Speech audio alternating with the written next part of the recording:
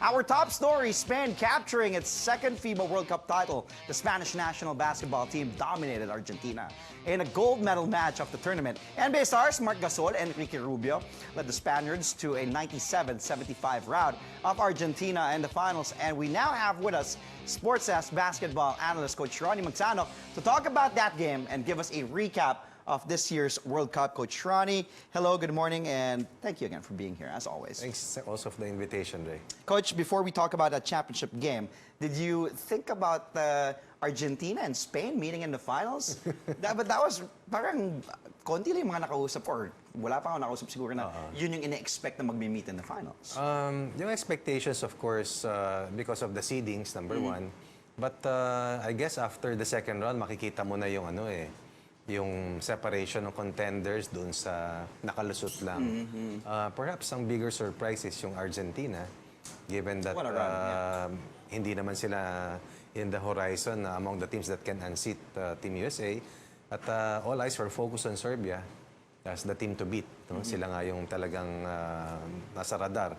But eventually, they were upset, and the U.S. was also waylaid along the road. That these two teams were the best teams heading to the finals, so they deserved to slug it out dun sa finals, and Spain showed its character and veteran presence in that dominant win laban sa Argentina.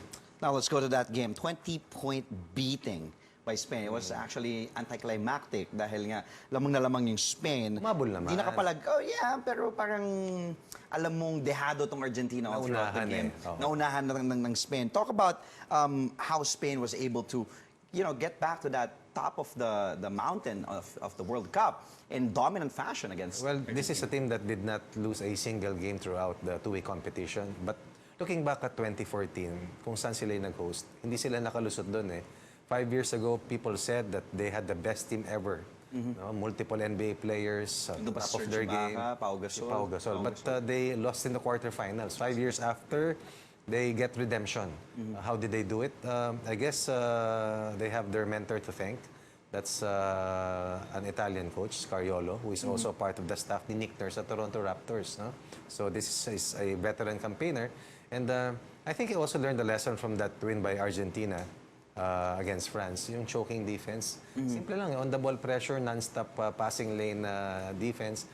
Pero it's hard to do.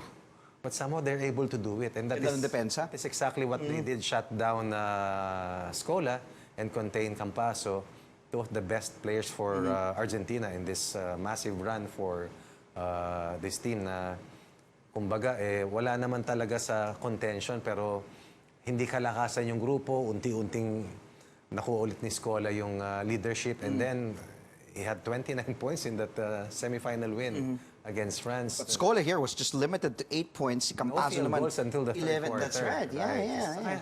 Kung ano yung ginawa ng Argentina sa France, yun ang ginawa sa kanila, di ba? Binarag-barag sila, inunahan sila. And in a 40-minute game, except perhaps yung mga tatlong comeback, so 4 na comeback wins, pati yung panalo ng ng France-Australia kahapon, mahirap humabol. Ang hirap burahin ng kalamangan kasi ang gagaling mag-protect ng mga lamang dahil veterano Coach, eto, punta naman tayo. Rare feedback kay Marc Gasol. Galing, no? Kaka-champion lang sa Toronto Raptors sa NBA. Tapos ngayon, champion siya. Tinalo niya pa kuya niya tinalo niya si Pau Gasol.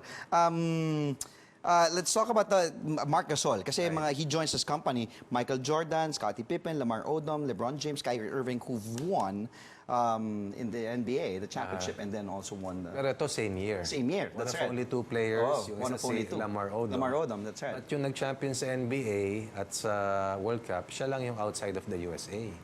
So it makes what they were able to do as truly special. And he was so candid about it. It might be his final World Cup competition. At it's also passing on the torch to the younger generation of this team from Spain. Na sabi nga natin, before Serbia was mentioned in that light sa elite teams, sila naman talaga Spain yung naman talaga, lagi nilang katalo. Kaya nga si Ricky Rubio, nung kinuha to, was only at 15 years old. Bata pa. Diba? Nung nakita ko to, sabi ko, paano kaya sila makakapaglagay ng 15-year-old?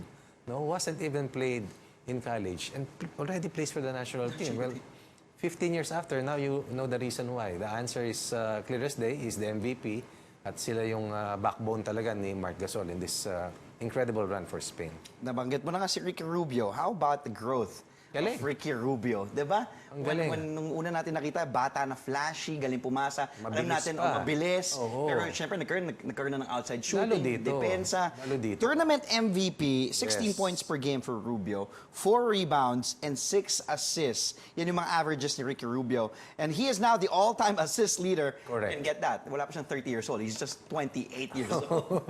Hindi madali ang pinagdaanan nila dahil ang lalakas ng mga nakalaban. But he was consistent. Yung binanggit mong averages niya, that was just in the first and second rounds. Tumaas pa yan dun sa sipaan na. So, when players started to get tired, perhaps by pressure, perhaps by scheduling, they were able to up their game. No?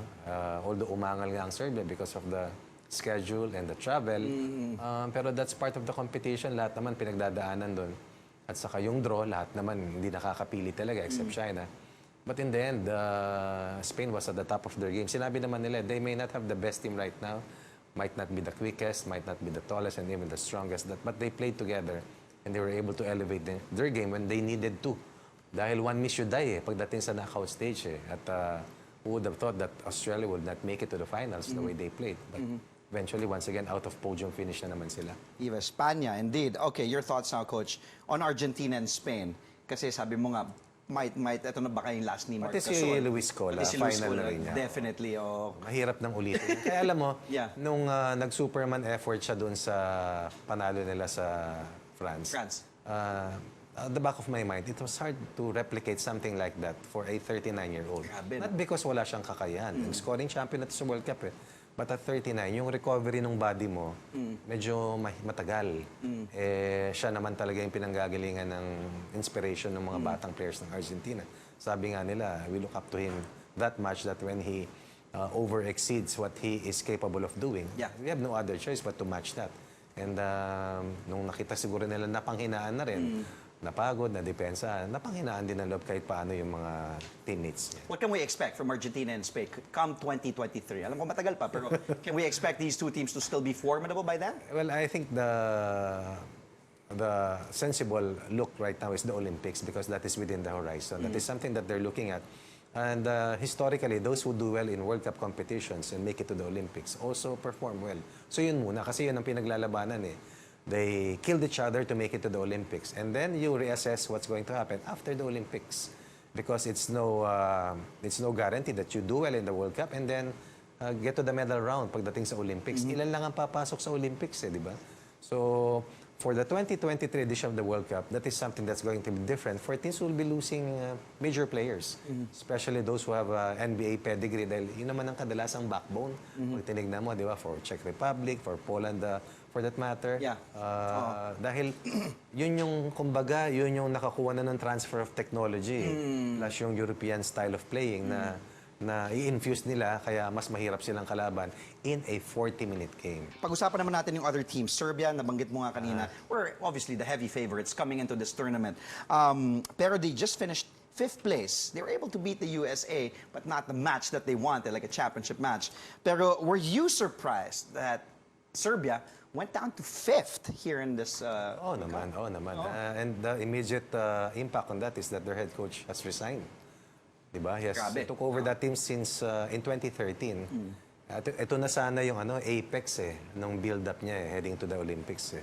Now they have to work harder next year in a qualifying tournament dahil hindi sila pumasok At sabi nga ni Bogdan Bogdanovic, it's going to be harder dahil kung ito patayan, anong tawag doon pagdating next year dahil huli na yun Diba? Wala nang kasunod. So, but I believe that this is still going to be a good team eventually. Dahil bata pa, karamihan bata pa talaga. At yun lang yung kung sino yung magme-mentor sa kanila. That's going to be an immediate decision for this team dahil kailangan di ba? They love playing against their head coach who recently resigned. Nabasa ko talagang unahan sila. Kasi alam nila mahusay, alam nila winner. But sabi nga ng coach, probably the too much expectations weigh down heavily on the shoulders of my players. Kaya baga, nag-choke din kahit paano. Si Bogdan Bogdanovic lang yung nakalaro ng maayos pagdating dun sa upset na hinarap nila. How about Team USA though?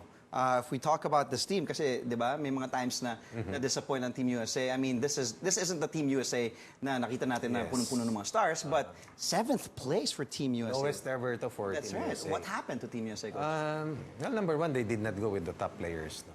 I think tatlo lang dun sa mga initial na mga in-invite ang sumama, led by Kemba Walker. What happened? Well, it just goes to show that they are not the dominant country anymore. Nirecognize naman ni Coach Popovich by saying, let's not disrespect the other countries or let's not say that we have the best basketball in the world because that's not the situation right now. And Kobe Bryant was so precise in saying as well na they have not caught up with Team USA. They have done that many years ago. No, when you play in a 40-minute game, that's totally different. When you play in an international matchup, iba yan dun sa one-on-one ng NBA. Nakita mo naman di ba? Grabe, yung pasahan, Yung big men basketball. were so smart, the passing game, at the physicality. At alam mo, pinakamahirap dyan sa NBA, naglalaro ka back-to-back games and then may pahinga ka. Dito, sunod-sunod. Sunod-sunod. In fact, they lost how many players eventually? Tatum, Smart, and even Kemba Walker. So what happened?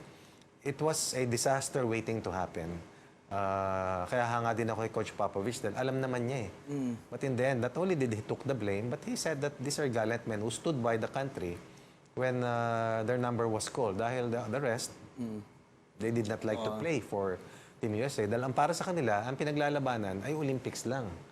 At ito, oras ng pahinga.